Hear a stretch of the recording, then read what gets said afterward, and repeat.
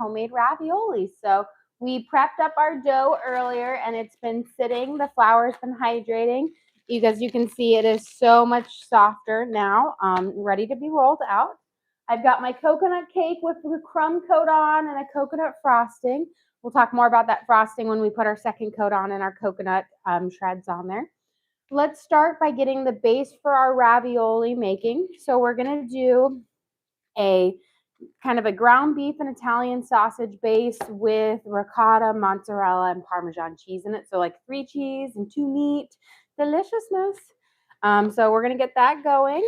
And then we'll make some meatballs as well and have those popped up in the oven. And then we'll bake up our focaccia that we prepped up earlier as well. And we'll make a salad. So we've got quite the evening. It's not afternoon anymore planned. So let's start by getting our meat, 1 pound of ground beef and 1 pound of Italian sausage, kind of cooking up because we're going to be using that in our filling. If I can figure out how to open this. You know, they always say like you can just slice it open, but you can't. It's like those easy peel on the bacon. It never is an easy peel. And we've got to get our bacon cooking up for our salad because we're kind of doing a copycat Maggiano salad for our dinner as well. I'm going to give my hands a quick rinse. We're going to break this up, let it saute. So you want to cook your meat for the base of our ravioli because it kind of helps that cheese like heat up and cook up faster, because when we go to boil our ravioli, it doesn't take very long to get them nice and tender, and so you don't want to have to keep boiling them to cook the meat all the way through. So you want to make sure your meat is pre-cooked when you're putting the filling in. Now we're not going to use all of this in our filling, but we'll use a good portion of it, and then the rest will just kind of go in the sauce. So we're going to mix it up and we're going to season it so it's also well seasoned too. But I want to break it up into kind of smaller chunks. And I like the mixture of Italian sausage and ground beef because I feel like it's not too strong of a flavor. I think it works really, really well. So we're going to add in some Italian seasoning here. If I can open it. There we go. When in doubt, use your teeth. I got Italian seasoning on my tongue. Delicious. We're going to sprinkle in about, I don't know, like 2 teaspoons.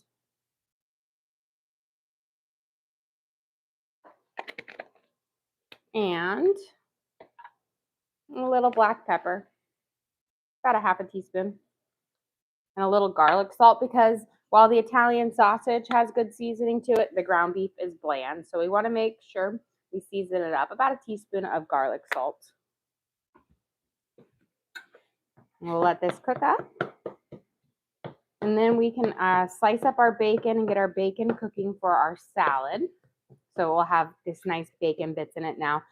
I believe Maggiano actually uses like crispy pancetta, but bacon's essentially the same thing.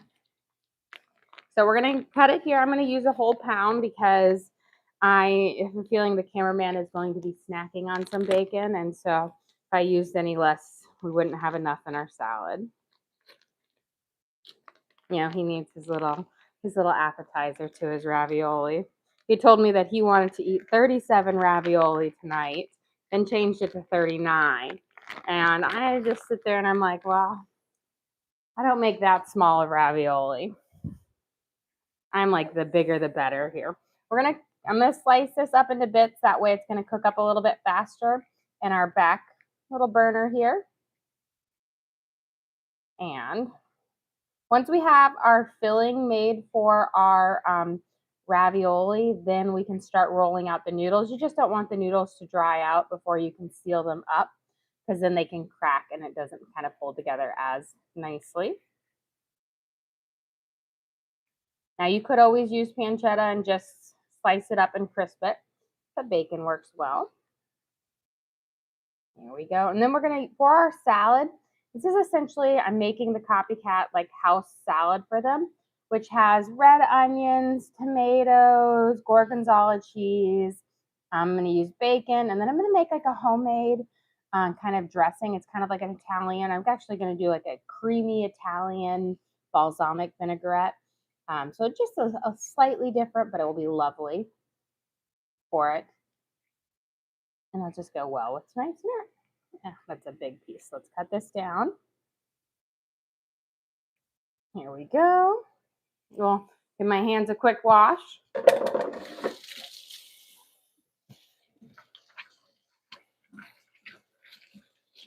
Okay. And then we'll get that back burner going with our bacon. And while we're waiting for that, we're going to make the panade. We're going to make our Italian meatballs to bake up, because while you might think, oh, you have meat in your ravioli, this is for my stepdad, and he loves meat. He loves meatballs, and he loves ravioli. So he gets meatballs with his ravioli. And because, you know, if it's your birthday, you could have your meal the way you want it, within reason. Okay. I'm going to just slide this up here. While that's cooking, we're going to make our panade for our meatballs. And we're just going to make 2 pounds of meatballs. Essentially the same kind of base starting out. We're going to start off with 2 slices of soft bread. And we're going to soak them with enough cream to make them soggy. But I don't want them to be sitting in a pool of cream, because you don't want them too soggy. It's about 1 to 2 tablespoons of cream per slice of bread. Depending on, you know, your size of your bread and how dry it is. Here we go. But enough again to make it soggy. Now you don't want to use a sourdough or a really crusty Italian or anything like that, because those crusts don't break down well enough, and then you'll have big chunks of crust in your meatballs. So we're going to do 2 eggs since we're doing 2 pounds of meat. And then we're going to add in Italian seasoning, onion powder, and garlic salt. We're going to do about a half a tablespoon of Italian seasoning.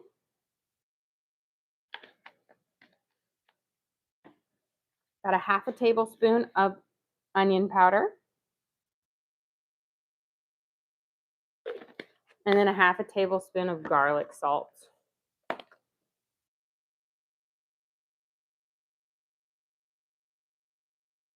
There we go. And this is going to be the base to our meatballs. We're going to get in there and we're going to mix it with our hands to make the base of our panade. So just kind of squeezing it through. Really working the bread through your fingers until it's like forming a nice paste, breaking up those little crusts. And this is going to be the binder for your meatballs. And they're going to make the best meatballs, because using a bread soaked in cream gives you a really tender meatball. It gives you the starch to hold it together, but it doesn't dry it out or make your meatball spongy. It really is a really, I guess I want to say it's just a better way to do it. I feel like, you know, growing up, I always was taught breadcrumbs, breadcrumbs, breadcrumbs. And then I always wondered why, like, my mom's Swedish meatballs were so much better than most meatballs. And she always used a panade. There's also the addition of a potato in her panade. But then once I started doing it and using it in all of my meatballs, it just makes such a better meatball. Okay. I'm that breaking up. We got my back burner on. Yes, we'll toss that in just a second. So we have 2 eggs, 2 slices of bread. We're going to put in 2 pounds of meat. We're going to do a pound of Italian sausage. I like to do mild Italian sausage for this. And then we're going to do a pound of ground beef. Assuming I can open it. Down to my like 5th scissor of the day. Okay.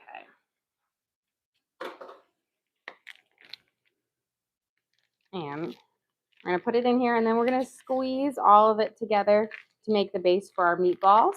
And then these can start baking up so we can add them into our sauce on there. And then hopefully our meat will be all mixed up and ready to go in just a second. But let's start by mixing this. One kind of rule of thumb that makes making meatballs a little bit easier is if you just set your meat out like 20 minutes before you make them from the refrigerator. That way they're not freezing cold when you have to go in here to mix them, because when it's really cold, it's kind of makes your hands really cold. So I'm just kind of doing that same, squeezing the mixture between my hands until it's all incorporated, and then we will shape up our meatballs. Do a nice little stir here. Kind of break apart. And once this is completely cooked, then we can give it a good puree in our food processor with the cheeses, and make the paste for our ravioli. And that's the base that I'm making is my kids' favorite base. It's very simple. It's just like a meat and cheese base, but they absolutely love it.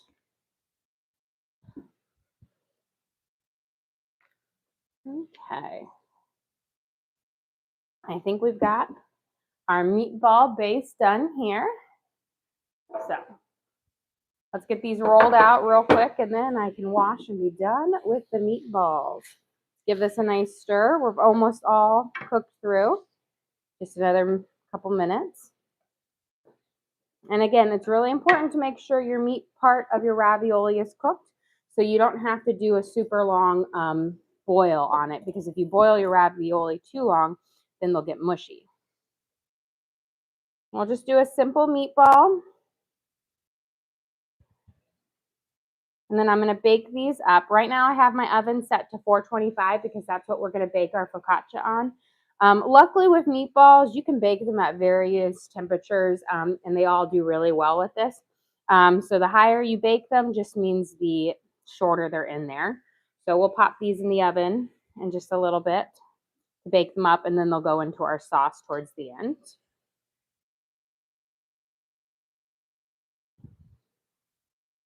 Here. And I will say about 2 pounds of meatball, give me, I want to say like 20 to 25 or so meatballs, sometimes a little more, really just depending on the size that I make.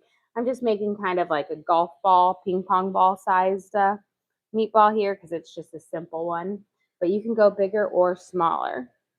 If you go smaller, you just want to cook them for less time because you don't want to dry out your meatball by overcooking it, and bigger on the opposite, you'll need to cook it a little bit longer.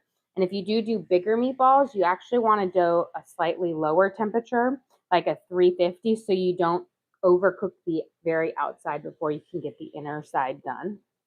Sometimes I make the really big meatballs that are like the size of softballs, and they're meant to be like a meatball per person thing. But those take a good amount of time to bake up, and you want to bake them at like 350 ideally, or 325, so you don't overcook the outside.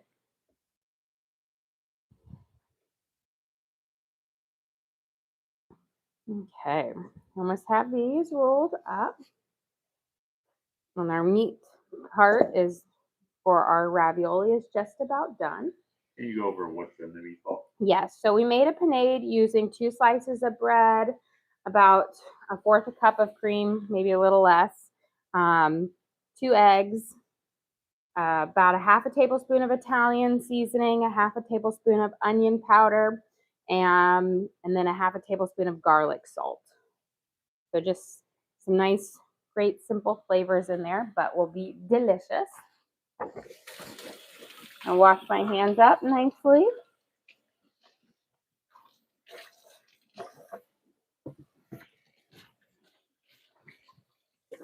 Okay. And then I'm going to give my bacon a little stir. We'll give our meat a little stir, and then we can pop these in the oven. Toss these around. We're going to cook our bacon until it's nice and crispy on there. So like bacon bits, and we'll have a good amount. because I have a feeling a third of it will be gone before it makes it to the salad. There we go. Just breaking it apart. Give this a good stir.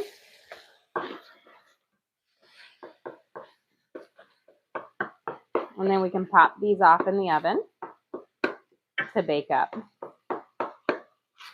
And since we have our oven on at 425, I'm going to say that these are going to probably take about 15 minutes or so to cook up.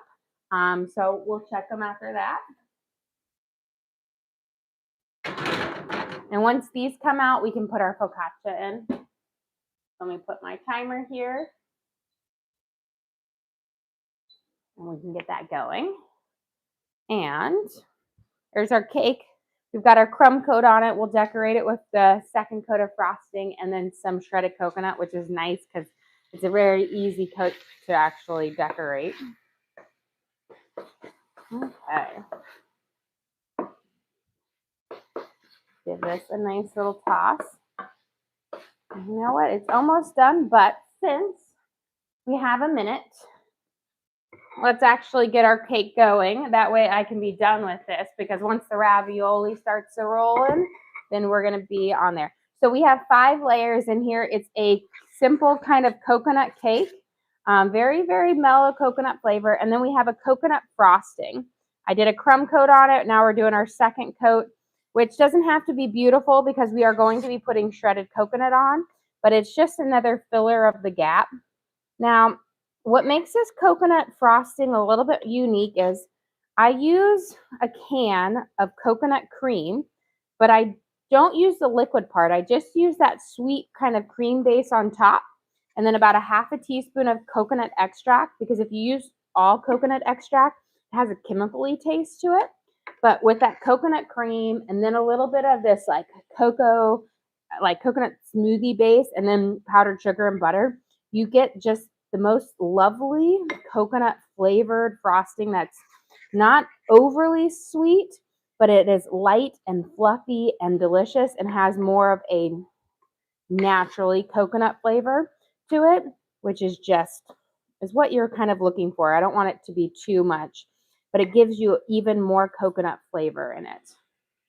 And we'll get this going there. Kind of got a leaning tower of coconut here, but that's okay. I did put 3 skewers in the base to hold it together because it is 5 tiers tall, which means it can somewhat slide on there. But luckily, the base to the cake is it's like my husband says, it's kind of tastes like a little bit like a pound cake, but not as dense.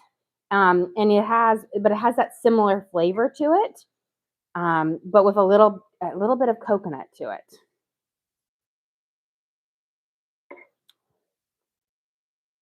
The little boys earlier, because you kind of cut off the tops of each cake before you stack them. I was putting frosting in those little tops and giving it to them because they wanted to eat it. Okay. So we've got this kind of next kind of layer on it. And like I said, you don't have to be beautiful with this, because the nice part about it is you're going to be putting coconut shreds on there, sweetened coconut shreds, and sweetened coconut shreds are messy, so you don't have to have a perfect frosting layer. I'm going to turn this off since that's nice and cooked. So this is the one where don't take the time to make it perfect, because it doesn't need to be. There's times where I will work to make sure I have a very smooth frosting layer on it, and then I make sure I have a nicer crumb layer. But for this, you don't need to.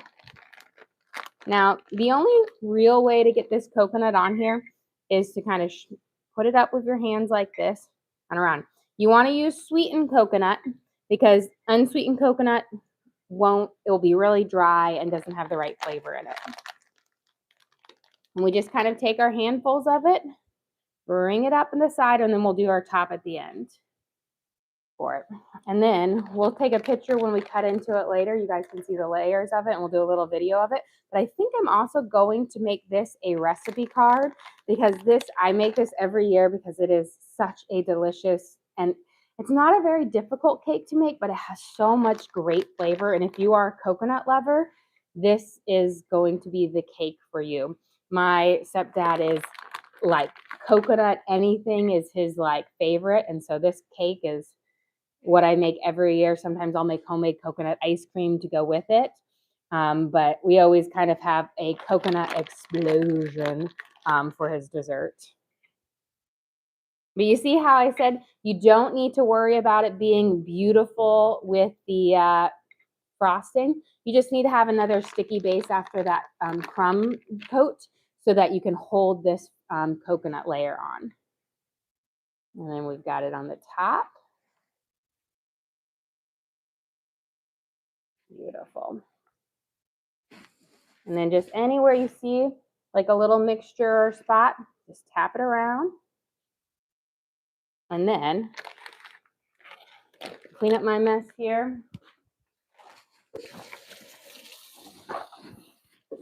I do a little thing that's kind of cheesy, but it's makes it to where it's even more fun and flavorful. Is we're going to put some mounds and some coconut truffles on it to kind of bring up that flavor. And I'm just going to put it in here.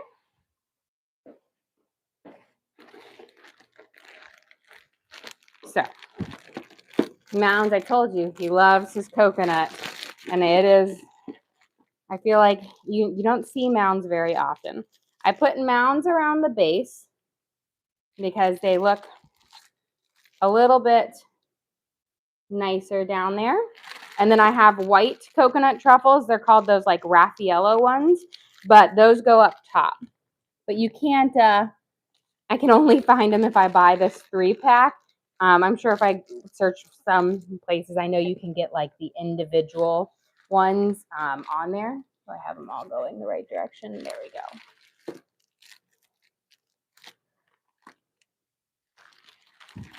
But this way, when you make your slices, everybody gets like a mound slice in their cake. So you get to have it. You can also do almond joys as well. You know, the difference between almond joys and mounds is dark chocolate with the coconut filling. Almond joys is milk chocolate with the coconut filling and an almond. So they actually have different chocolates.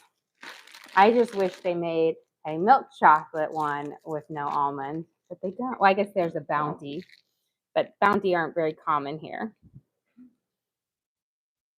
You can get them in the international aisle. Okay, a few more on here, and then we'll be ready to get the rest of our ravioli because that's cooked up and cooled down just a little bit. So I've got our mound layer. And then these little coconut truffles. If I can ever figure out how to open this thing up. Ha. I know my kids are like, oh, so sad. You have to buy the whole box of these to get the coconut ones. And I'm like, but they are pretty and they match really well. Like you don't have to do the mounds if you want to keep in the like kind of the white theme, but they are a cute little white coconut truffle, and we're going to put them over and around the top. And then he's got a cute little birthday cake, which is a coconut overload on here, but it is worth it. And this is like, if you like coconut, again, this is the cake for you. The base of the cake has a very mellow coconut flavor. And then you have this coconut frosting, which brings actually more of that coconut flavor in because it's a bit stronger. And then you've got the mounds on the bottom and the Raffaellos on the top. Yeah. And that way you can get a delicious little candy bonbon in every piece. Perfect.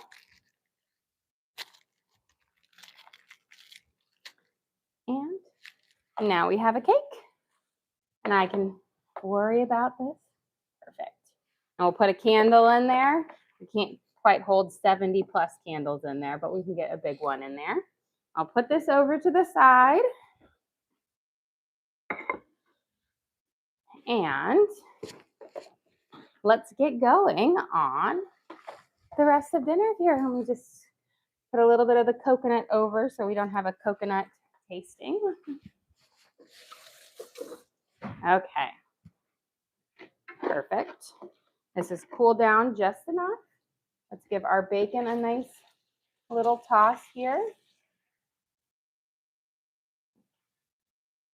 Let it crisp up, get in there. And you never think bacon's going to take as long as it does, but it does. Okay. Which pots and pans do you like? So I have all clad for my all metal ones and then hex clad for my non-stick. And I love them. I've had my all clad since I got married, so a little over almost 17 years, and they've been going strong. And then I got my hex clad a couple years ago.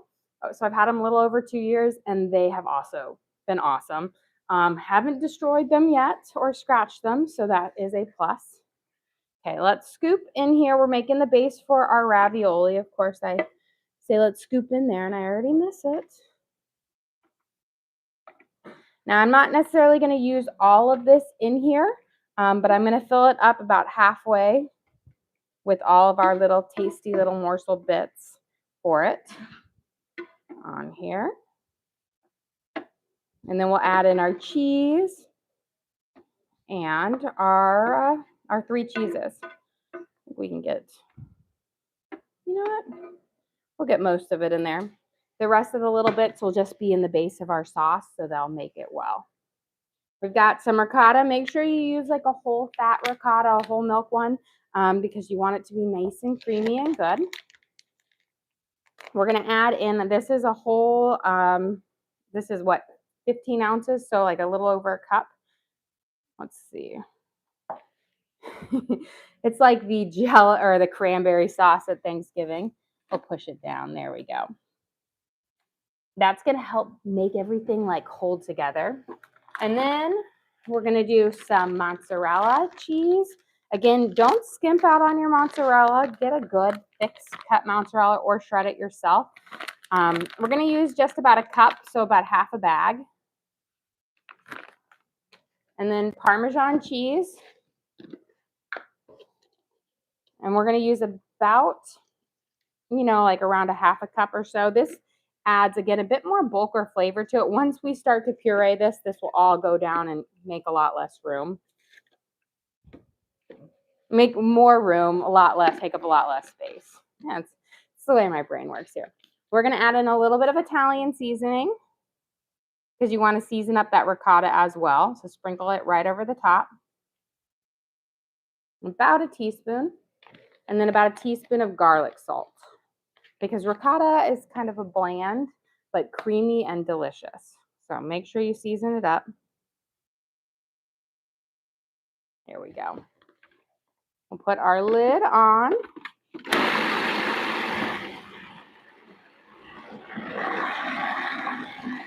And we're going to bring it all the way down. Can you go over what's all in there? Yes. So right now we've got about a pound of ground beef and a pound of Italian sausage, 15 ounces of ricotta, about a cup of mozzarella cheese, and a half a cup of Parmesan cheese, a teaspoon of Italian spices, a teaspoon of garlic salt. Now, I guess we have a little bit more spices because we also spiced up our meat when we were cooking it. But we're going to puree that all. So I'm going to push it down. You see how it makes a little bit more room here? And this is going to be our meat and cheese paste filling for our ravioli.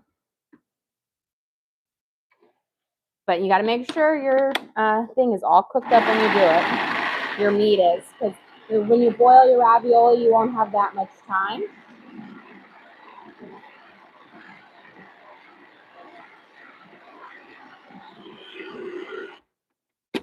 Okay, we've got our base here. Perfect. Now this, if you make too much or you get tired halfway through doing this, this can be frozen down and then you can unthaw it and reuse it, because I have done that before where I'm like, I can't do this thing. I made so many ravioli because I've gotten too ambitious and I made like 300 raviolis at one time and I was like, can't do any more. Okay, let's give that a nice stir. I'm going to turn my water pot here, get it a little bit higher so that it'll be close to boiling. Let's get our pasta dough so that we can start kind of working on this. I'll put it right over here. That way we can grab bits of it at a time. So when earlier, it was, if you saw me, it was very difficult. Now you can see how soft it is now that you've just wrapped it up and you've let it hydrate. I'm going to actually break this one in two because once we roll through it, it's going to get pretty thin and pretty dough there. So we'll get this going. Let me get my bacon toss in here. And we're going to start out on one through our little roller here.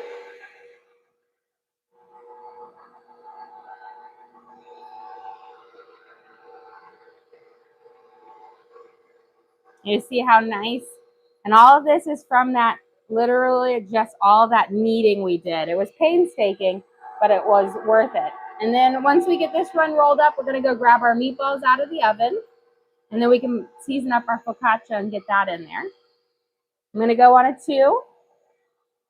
Put our 2 through. And I like to do my ravioli around either a 4 or a 5. I think I'm going to do it at a 5 today. I'm going to do a 3 now. Now for this dough, because we made our cake and our cake had some extra egg yolks in it, this one actually has more egg yolks in it. So it has 4 full eggs and then 4 egg yolks in it. Okay, we've got this going through. I'm skipping 4 and going straight to a 5. And then we should be able to. That looks good.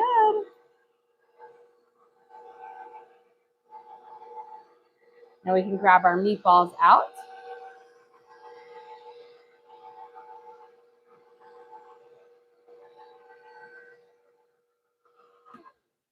Just going to rest this over the top of my thing. Give our bacon a little stir. And we can get this one.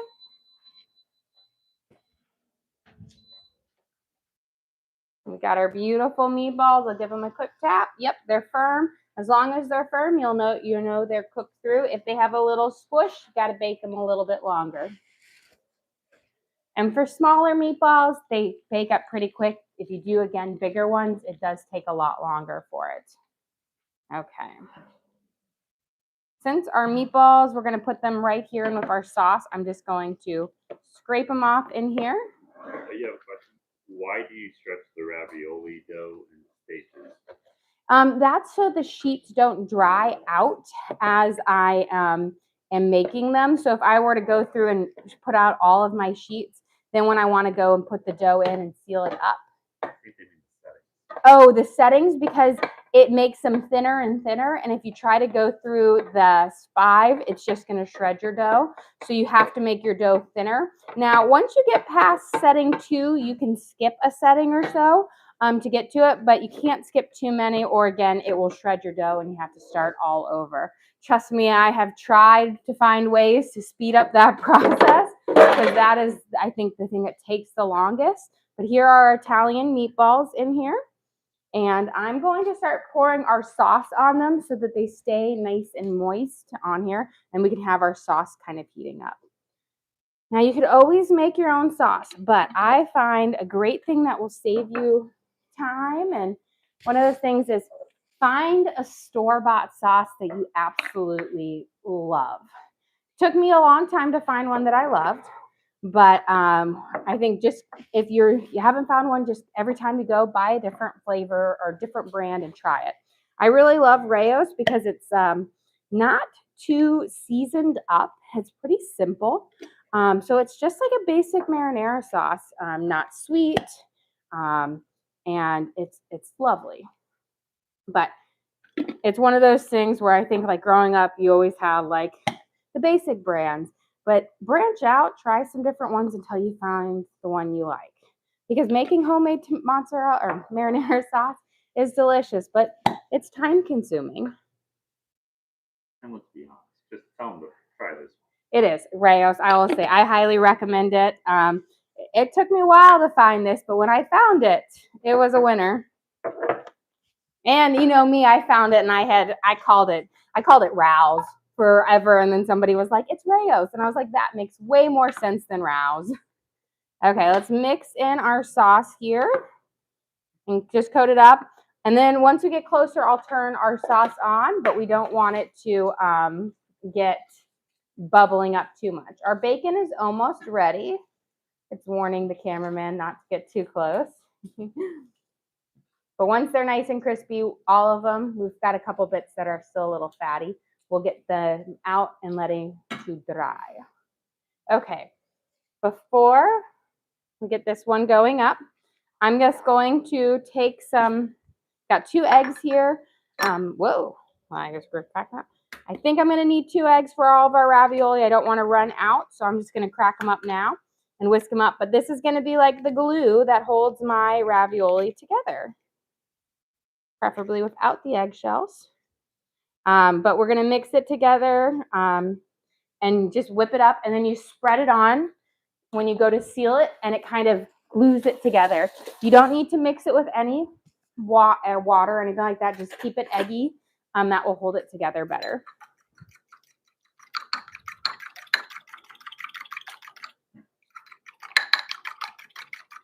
Here. That should be good.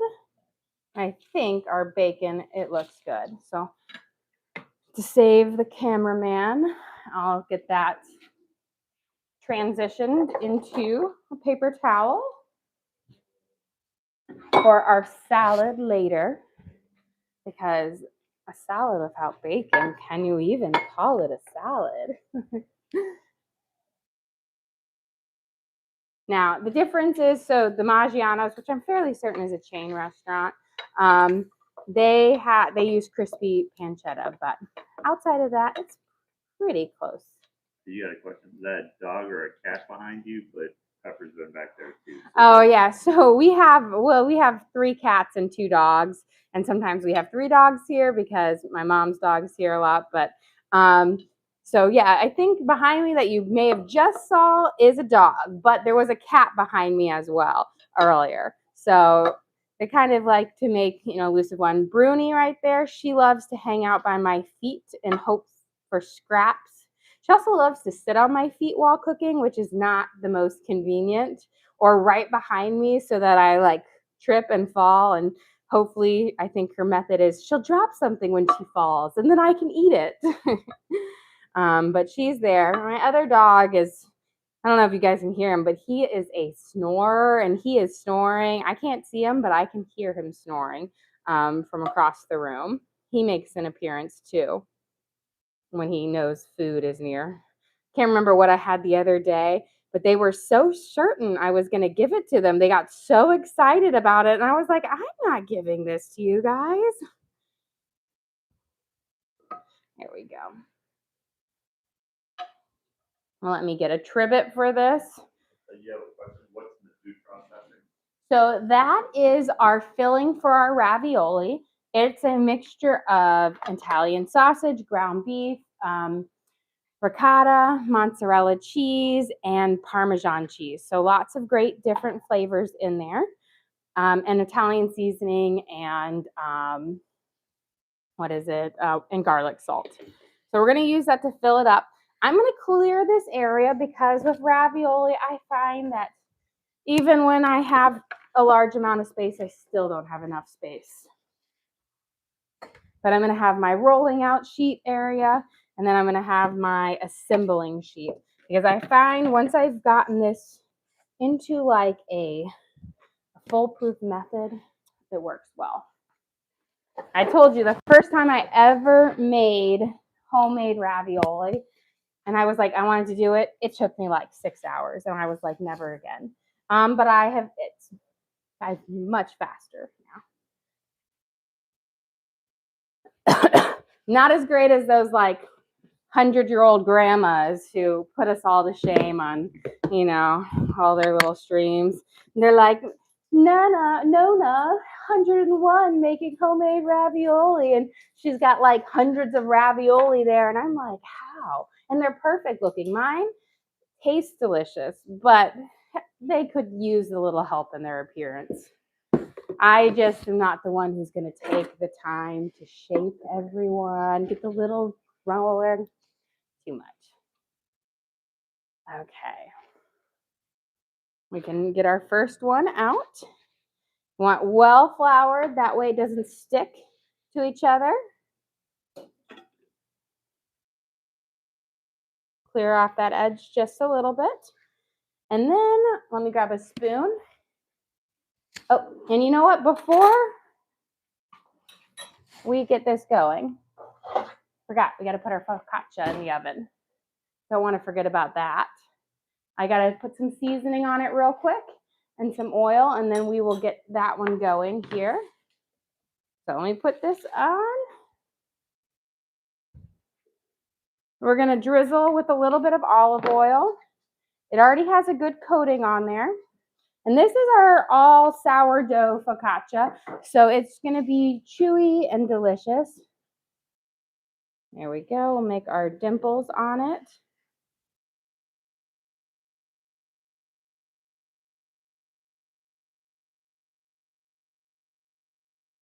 Let me wash my hands real quick. And then we're just going to sprinkle with a little bit of rosemary and garlic salt. We did use rosemary in the base of it, but I want a little extra on the top because it's so good. And then garlic salt, because you need salt on your focaccia. It just makes it even tastier. We'll sprinkle it over. Okay, then we're going to bake this for about 25 minutes at 425. And so this will give a nice, with that olive oil on it, it's also underneath and all around it and in the dough, it will give it a really nice crispy edge. And again, focaccia is a little bit like a thinner one, so it doesn't get too big, but will be delicious. So I'm going to put my timer, I'm going to set it for 22 minutes and 22 seconds to give me time to get there in the process. But let's get this ravioli going. I'm going to turn that off now. And did you have a question? Is the focaccia sourdough, and did you have to start it yesterday? It is sourdough, and I made it earlier today. It actually comes up pretty fast as long as your starter's, fairly active. I can get my focaccia to pop up just fine the same day. You don't have to start it the day before like with bread, because it doesn't need to proof quite as long to get it there. And then I put it in my oven, which has a proofing setting, which allows it to get a little bit warmer and it heats up a little bit faster. So I'm taking a spoon here and we're adding just a little nub to the base right here. And I make sure I have a little spot between each one. That way I can kind of seal it up nicely.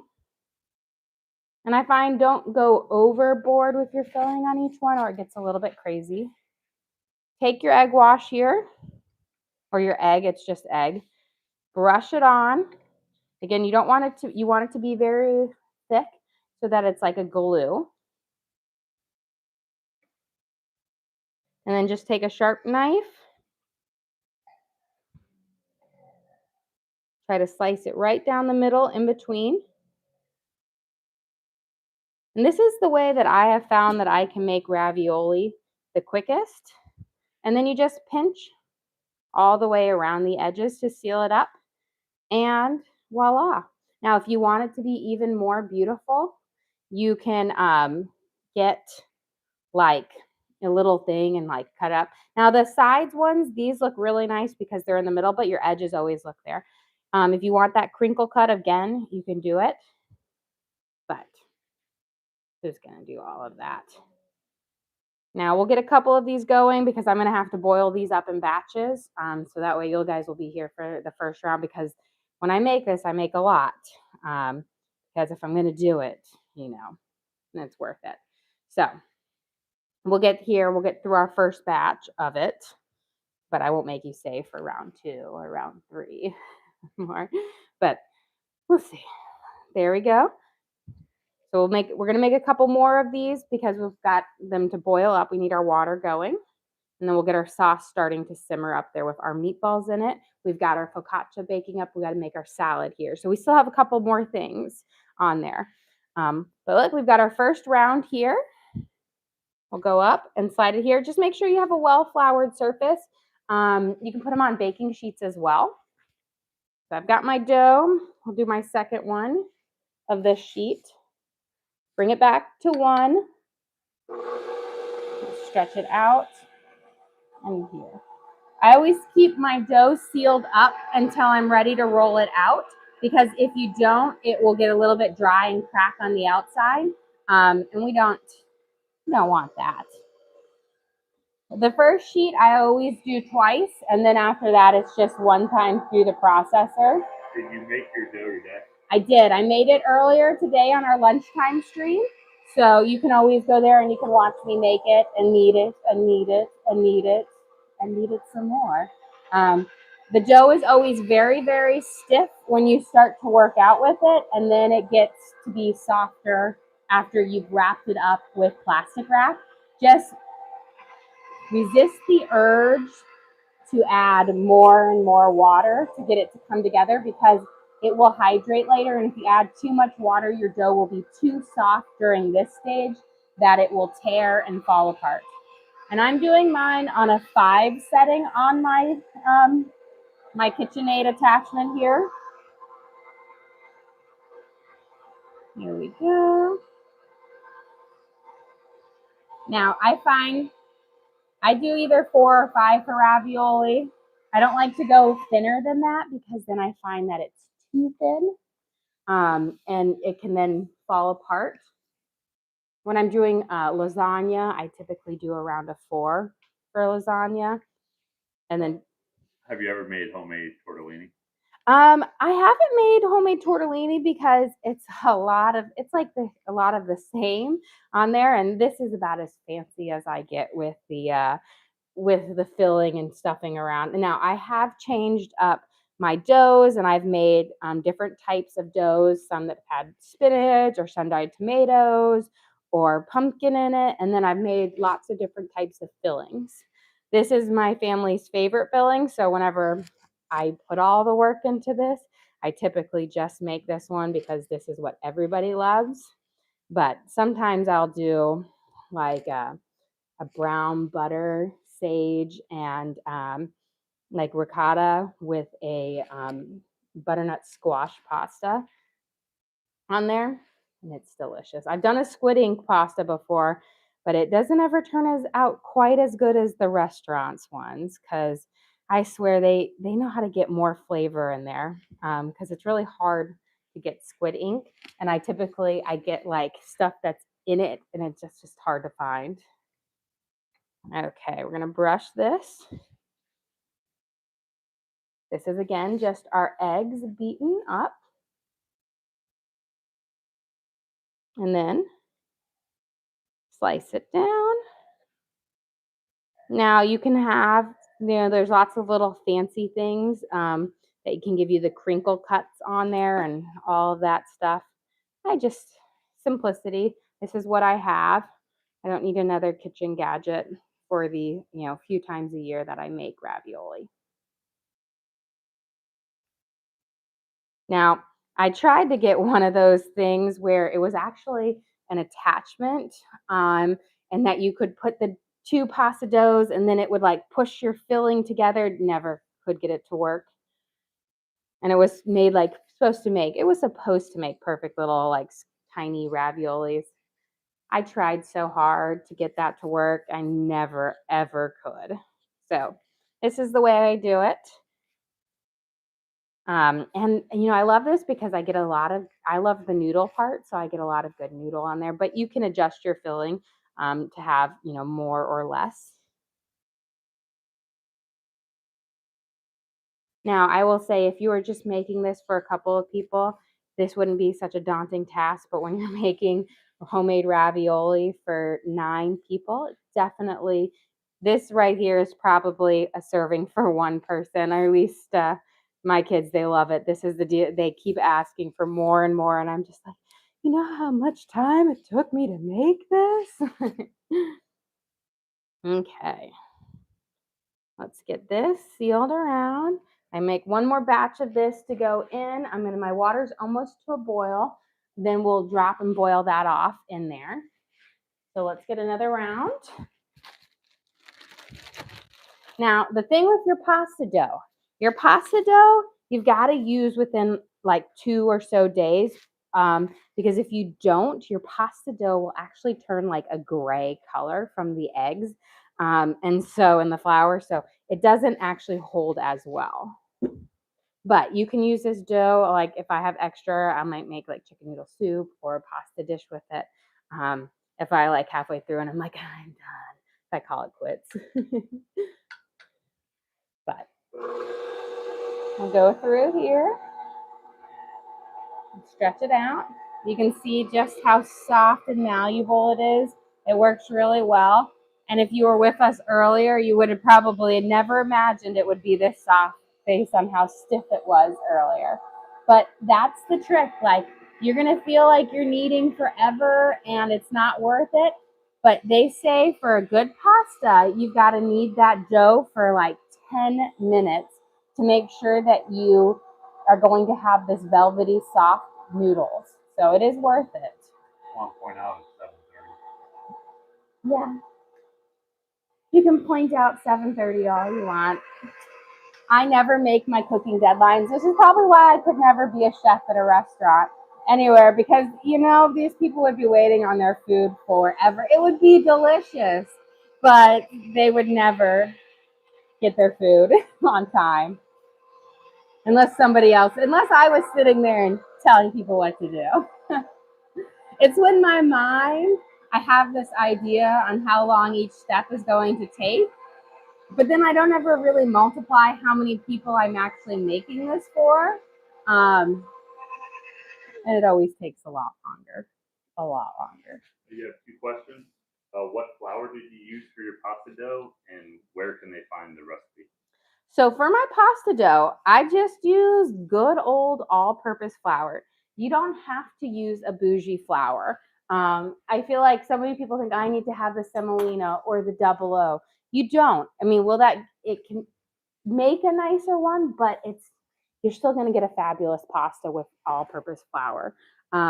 And so I use that, and then we made this dough up during our lunchtime live stream, and we have that video posted. So you can always go there to recreate our recipes for this on there. I might actually make my pasta one a recipe card for my members this month, along with the coconut cake, because I think those are 2 really big hits and they are delicious. So I might make those. But for everybody else, we do upload all of our lives, so you can definitely rewatch. Get our little meat filling here. And again, our meat filling is a mixture of Italian sausage, ground beef, ricotta, mozzarella, and Parmesan cheese with garlic salt, Italian seasoning. So it's like a 3 cheese and 2 meat filling, which is delicious. And the meat is already pre-cooked. So we cooked them up, and then we pureed them in our food processor to get the kind of the paste base for it. But it has just great flavor to it. I'll put our little dollop. It's about a tablespoon or so in here. So when we go to boil these off, you're essentially just waiting for the noodles to cook through, and then the cheeses to heat up. There we go. And then let's brush again the top here. Little brushy brush. Right on the top. And then we're going to make our slice down. And just try to make sure you leave a little space on each side of your little globs of meat. That way you have enough to seal around it. I've made the mistake of overfilling before, but as long as you have that, you should be able to just pinch up around. And that egg, especially when you go to boil it, will just hold all of this together. So, may not be the most visually beautiful ravioli, but they are going to taste fantastic. Another reason why I couldn't be in a restaurant, because I just care about taste. There's people who, they'll spend all their time in the presentation, but then I'm like, but does it taste good? That's all I care about. Because I think the whole presentation, while it's like it's an art form, and I think if I was making food on a much smaller scale than feeding 9, I probably might put a little bit more into it. But at this point, I'm like, gotta get food out before all the kids come, screaming at me, we haven't eaten in ages. And I'm like, I just fed you guys. There's no food in the house. That's the best thing I get. Or my daughter, she loves to tell me that we have an ingredient household on there. And I'm like, there's plenty of food to eat. She's like, if you make it. Okay, let's get these guys. So I think we have enough for one batch to go into our water now. So we'll get that going, and then we can fold that into our sauce, and then we'll whip up our salad dressing on there so you guys can at least see what our main meal is.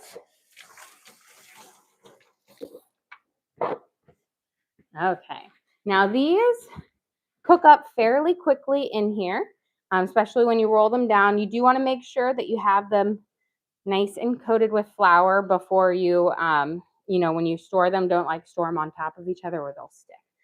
Make sure your water is boiling nice and high, and then we're just going to drop these in there. And they need 3 to 5 minutes to cook up on there. You'll know when they're all boiling up at the top and crowding each other. Don't overboil them or they will start to fall apart because the noodles will get soggy. Fresh pasta cooks really, really fast. So that's one thing that's nice is once you get to this stage, it goes pretty quickly. 2 questions. Can you do this with pre-made pasta dough, with fresh or frozen? I've never really worked with pre-made pasta dough. I've always just made it myself, but I'm assuming that you could do it with it. But I don't know for certain. And can you show the cake again? Yes. Get our mountain. This is a 5-layer coconut cake with coconut frosting, and then sweet and shredded coconut, and then of course we have the raviolis and the mounds on the bottom. So this is your coconut lover's dream, and it will be delicious. And the cake is very reminiscent. Think of it has similar flavors to a pound cake with sweet tones of coconut to it, but fluffier, not quite as dense, but that same kind of flavor taste to it. I'm going to turn on my sauce here, and you can see we have our meatballs, our homemade meatballs in there, and we can get those kind of working. Let's get our salad whipped up. We'll make our dressing real quick while our pasta is boiling here. Do you ever make cheesecake? You know what? I've made cheesecake before, but I do not like cheesecake, so I rarely ever make it. And so the only time I feel like we have cheesecake is when we go to the Cheesecake Factory, because I am just not a fan of it. And like I say, if I don't like it, I don't make it, which my kids are not happy about because they really love creme brulee, and I do not like creme brulee. So I don't make it. And they're like, you need it. And I'm like, well, you know what? When you go visit your uncle, if he makes it, you just have to ask him for it. Okay, let's get our salad going. We're going to just use 2 bags of romaine lettuce for this. You want a nice crispy lettuce, so you could do romaine or you could do iceberg in here. Evie will be very happy. She has been craving a salad. And so I was like, we will deliver a salad for you today. Get all of our little ingredients over here. It's a very simple salad once you have kind of things put together. I'm going to rinse my tomatoes real quick.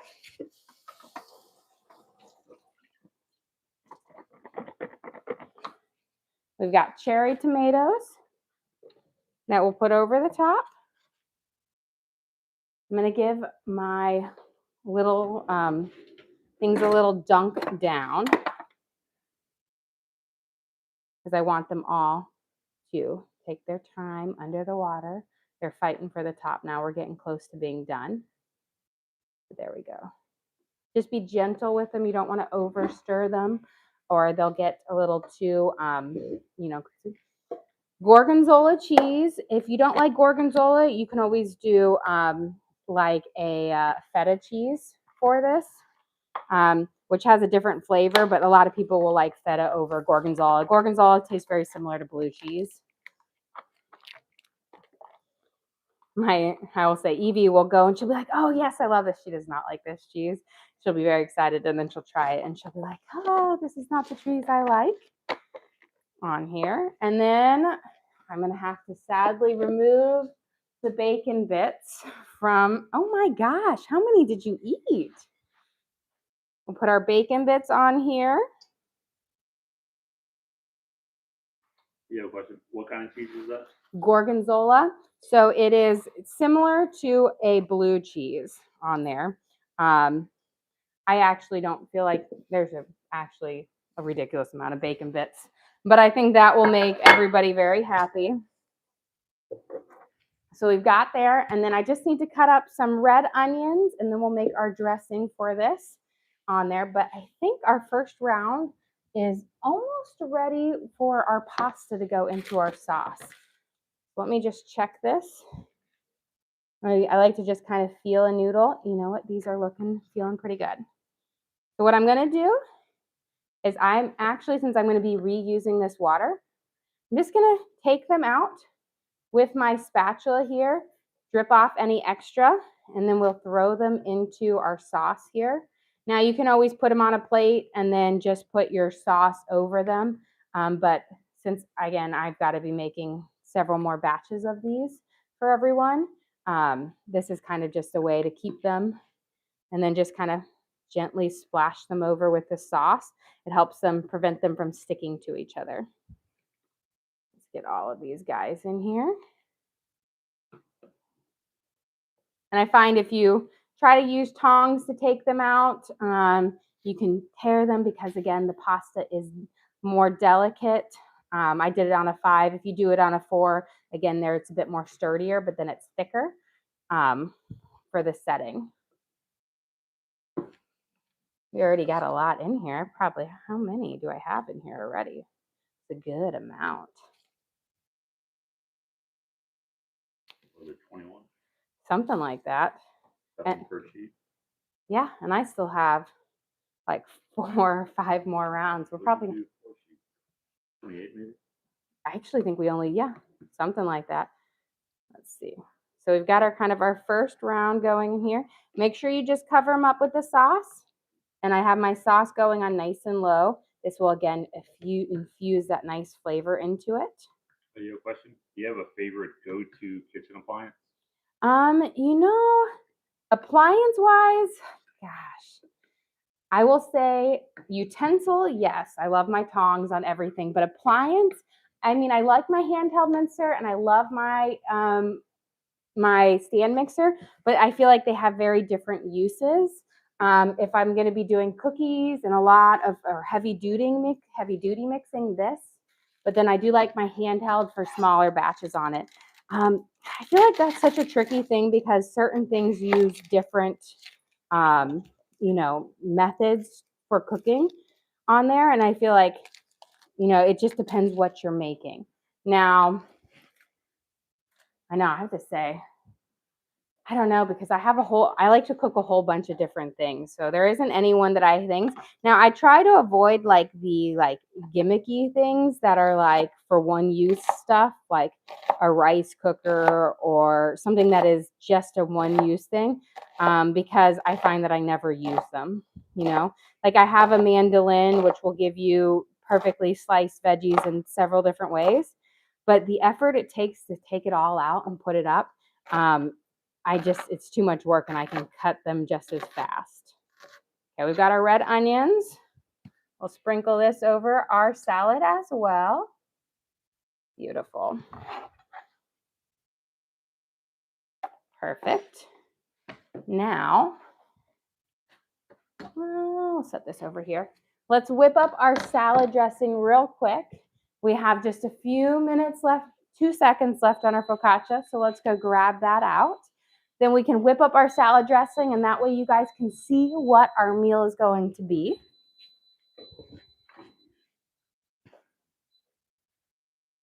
Beautiful. We've got our nice crispy focaccia. We want it to be like a nice little breadstick type base here. I spread it out very thin because my kids all say they like the thinner, crispier ones, but a lot of times I'll do it on a half sheet and it's a lot thicker. But we're gonna let this sit and cool, but as you see, it has just this nice kind of crispy crust to it.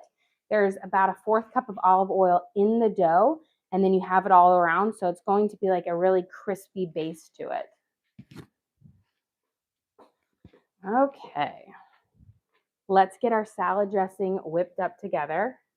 I'm gonna do a little drizzle right over here. And we're gonna get this going. I bring all of my little ingredients over. And we're essentially kind of making our Maggiano salad dressing. It's kind of, but we're gonna do it a little bit creamier and a little bit with, instead of red wine vinegar and white wine vinegar, we're gonna use balsamic.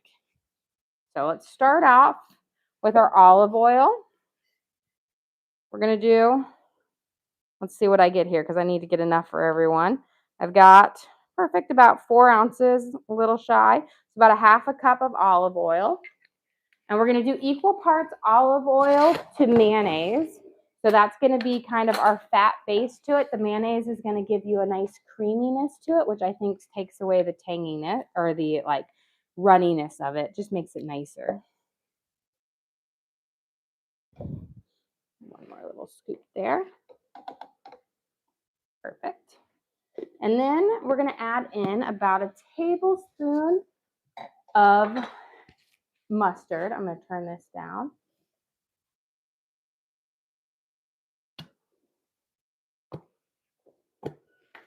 Let's give it a good shake. There we go. And you want to use a Dijon mustard. You don't want like a yellow mustard on there. We're going to do about a 1/4 of a cup of balsamic vinaigrette. And then we're going to do some fresh lemon juice. Let me squeeze or cut my lemon over here. I've got it all the way out of here because I need my space for it. I'm going to get my lemon seed out. We're going to add in our fresh lemon juice. So that balsamic with the fresh lemon juice, I feel like really cuts through some of that. It just makes it a little bit nicer.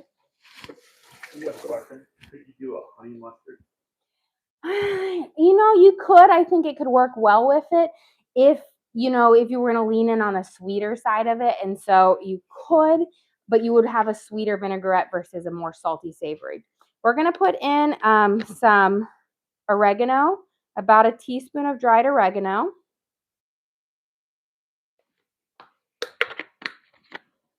We're going to do about a teaspoon of onion powder. This is going to give it a really nice savory flavor without the texture of minced up onions. About a 1/2 teaspoon of black pepper. And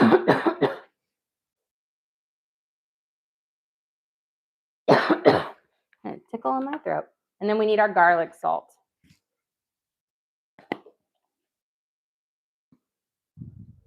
We're going to put about 2 teaspoons of garlic salt in here because the mayo is going to add a bit of saltiness as well. We'll shake this up and then we'll have our vinaigrette for our salad.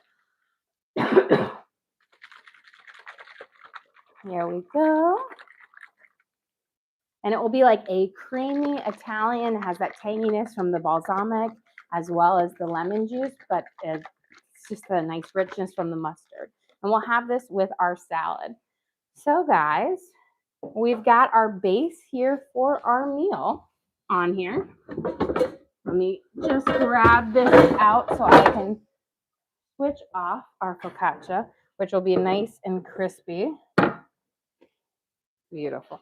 Look at our base for it. Nice and thin because I wanted it extra thin today for my kids because they love the thinner, crispier focaccia versus the bigger, fluffier one where I add a little bit of yeast to give it a little boost on it. But, and then we have our ravioli here and our salad. So this is kind of our dinner here for it. You know, we'll plate up later when we have everyone here for it, but I've got a couple more rounds to do. But we are kind of done with our base. I'm going to bring my cake over here one more time and we'll go through everything one last time. But today we made We finished up our coconut cake. We made this during our earlier stream. Again, it's a coconut cake with a coconut frosting and dusted with shredded coconut. Coconut, so good. We've got our copycat Maggiano salad with bacon, tomatoes, gorgonzola cheese, red onions, and then a homemade kind of creamy Italian vinaigrette. Our thin and crispy focaccia with rosemary and garlic salt on it. So it'll be great little crispy on this to dump into our pasta sauce. And then we have our homemade ravioli. Let's see if I can pull one up here with our ground beef, Italian sausage, ricotta, mozzarella, and Parmesan cheese filling. So 3 cheese, 2 meat filling, and our homemade pasta dough that's made with 4 egg yolks and 4 whole eggs. So there's 8 eggs in there. Well, guys, thank you so much for joining us here. Don't forget to like and subscribe. I try to do live cooking shows every single day, kind of show you what we're making for our family and hopefully teach you guys something along the way. Again, we do upload all of our videos to the link on our page. So if you ever want to recreate any of these recipes at home, you can just go to our page and search for what we made. So our ravioli and our cake and salad, and you can watch and cook along with me again. We also have a link to our Amazon storefront that has all of our different cooking gear and gadgets. So you can check out there. I've got my stand mixer as well as my pasta attachments, my all-clad pans, head clips. I have it all in there for you guys to check out. But again, thank you so